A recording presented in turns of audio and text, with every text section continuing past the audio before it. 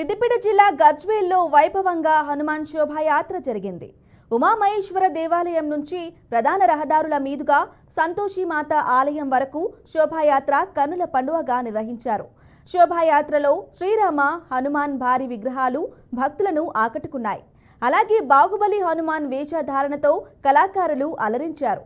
జై శ్రీరామ్, హనుమ నినాదాలతో పట్టణ వీధులు మారుమోగాయి. శోభాయాత్రలో గజ్వేల్తో పాటు చుట్టుప్రక్కల గ్రామాల ప్రజలు పెద్ద సంఖ్యలో పాల్గొన్నారు.